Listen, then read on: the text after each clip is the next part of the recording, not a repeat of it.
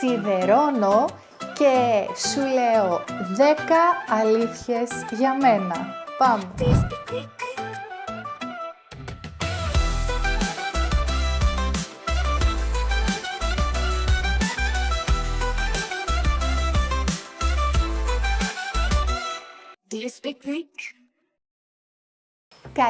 Καλημέρα και καλώς ήρθες στο Do You Speak Greek. Είμαι η Αλεξάνδρα και σήμερα θα σιδερώσουμε μαζί και θα κουτσομπολέψουμε. Αν θέλεις να μάθεις 10 αλήθειες για μένα, μείνε σε αυτό το βίντεο. Πρώτη αλήθεια για μένα. Λατρεύω το σιδέρωμα. Ψέματα. Βασικά το σιδέρωμα είναι η χειρότερη δουλειά για μένα. Έχω εδώ μία στίβα ρούχα. Παντελόνια, πουκάμισα, μπλούζες και πάμε να τα σιδερώσουμε παρέα.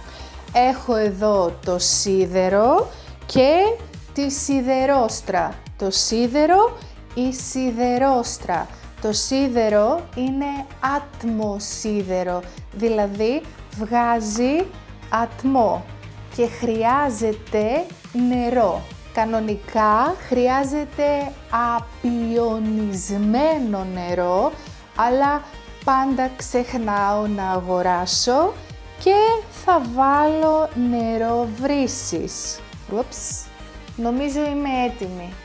Θα ξεκινήσω με τις μπλούζες και τα παντελόνια και θα αφήσω στο τέλος τα πουκάμισα γιατί δεν τα συμπαθώ καθόλου.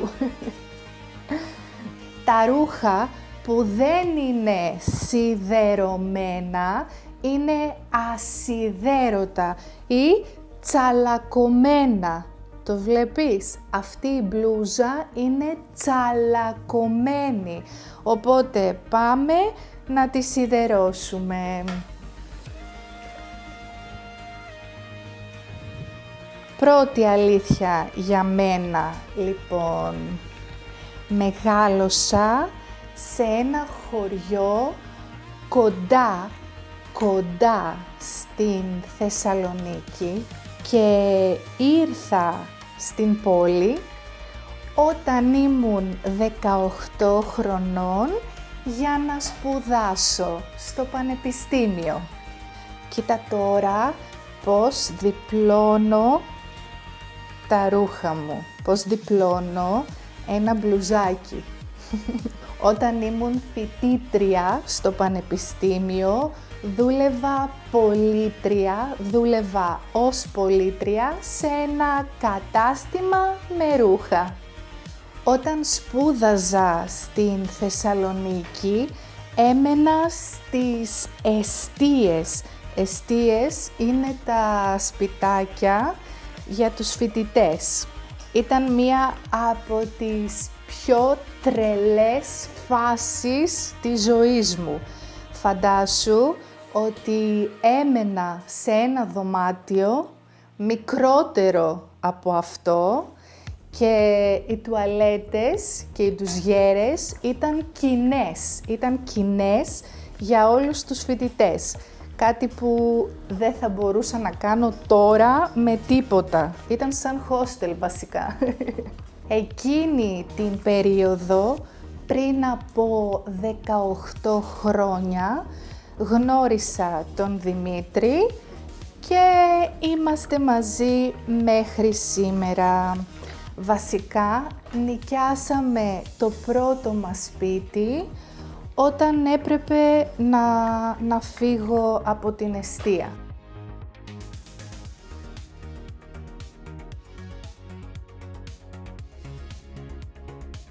Μόλις πήρα το πτυχίο μου, άρχισα να διδάσκω αρχαία ελληνικά, ελληνική ιστορία, λογοτεχνία και ελληνική γλώσσα σε Έλληνες μαθητές λυκείου και έκανα αυτήν τη δουλειά για αρκετά χρόνια.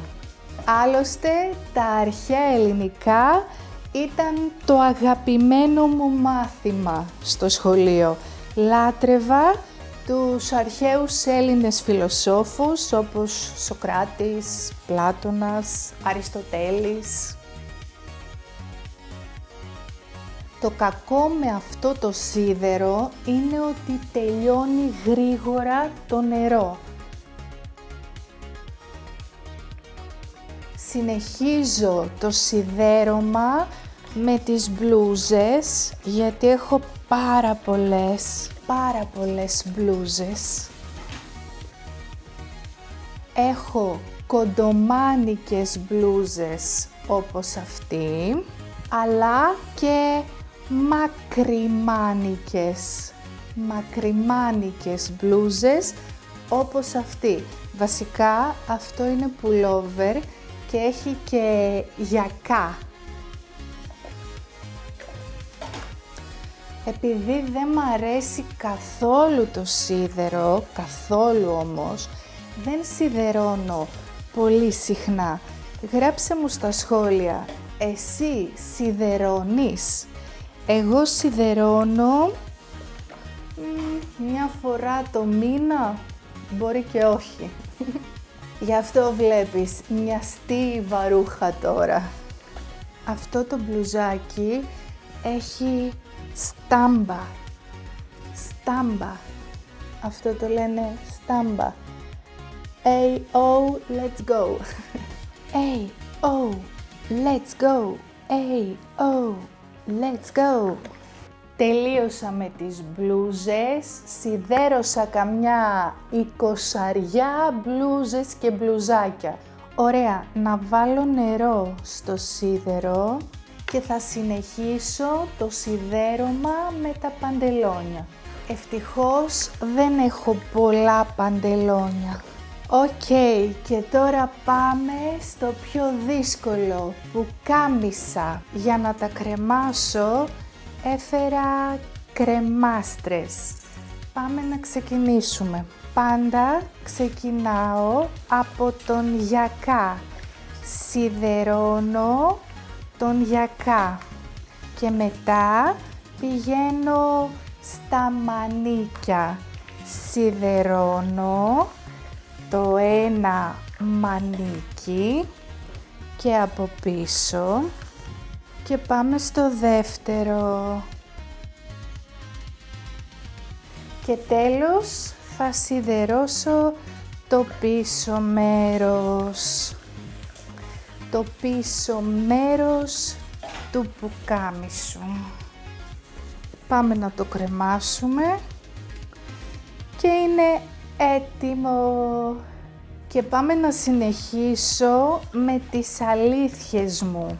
Έφτιαξα το κανάλι μου στο Do You Speak Greek σε μία πολύ δύσκολη στιγμή στη ζωή μου και επαγγελματικά και προσωπικά.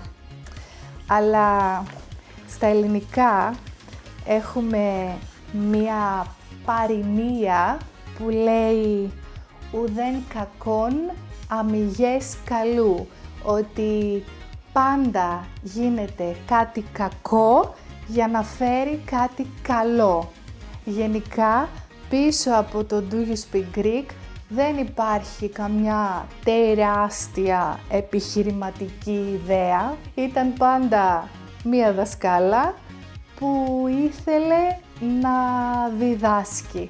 Οπότε πιστεύω ότι είμαι πολύ τυχερή γιατί το όνειρό μου με οδήγησε εδώ. Το πρόβλημα με αυτά τα πουκάμισα είναι ότι έχουν ρίγες και όταν τα σιδερώνω για κάποιο λόγο ζαλίζομαι. Συχαίνομαι τη λέξη μάθημα.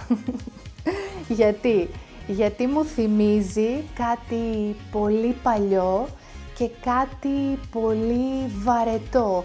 θυμάσαι στο σχολείο έχουμε μάθημα, δεν ήταν κάτι κακό? Εγώ δεν θέλω το μάθημα να είναι κάτι κακό, θέλω να είναι κάτι ωραίο, κάτι που με ενθουσιάζει και κάτι που περνάω καλά. Επίσης, συχαίνομαι και τη λέξη επίπεδο, level, γιατί για μένα κάποιος που μαθαίνει μία γλώσσα δεν είναι ένα επίπεδο. Είναι ένας άνθρωπος που θέλει να επικοινωνήσει, θέλει να συνδεθεί με ανθρώπους που δεν μιλάνε την ίδια γλώσσα και αυτό είναι υπέροχο. Δεν κάνω ιδιαίτερα μαθήματα τώρα. Δεν διδάσκω μόνο έναν μαθητή, γιατί πιστεύω ότι οι γλώσσες μαθαίνονται καλύτερα μέσα από συνεργασία.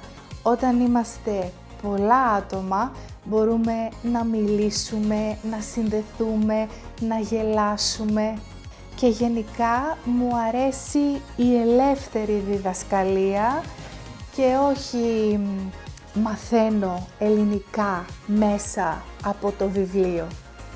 Επιτέλους, ένα μονόχρωμο πουκάμισο, μονόχρωμο που έχει ένα χρώμα, το αγαπημένο μου χρώμα, το μπλε. Οπότε, πού θα με βρεις αν θέλεις να μάθεις ελληνικά μαζί μου? Διδάσκω στην κοινότητα του Do You Speak Greek και στο Greek Small Talk πρόγραμμά μου που έφτιαξα με τόσο κόπο και τόσο μεράκι. Αυτή η κοινότητα, αυτό το πρόγραμμα φτιάχτηκε μέσα από τη δική μου εμπειρία με τις γλώσσες. Πιστεύω ότι για να μάθεις μια γλώσσα και για να αρχίσεις να μιλάς αυτή τη γλώσσα, πρέπει να τη κάνεις μέρος της ζωής σου. Οπότε, εγώ αυτό προσπαθώ να κάνω, προσπαθώ να σου δείξω το δρόμο για να κάνεις τα ελληνικά μέρος της ζωής σου και όχι απλώς ένα εβδομαδιαίο μάθημα.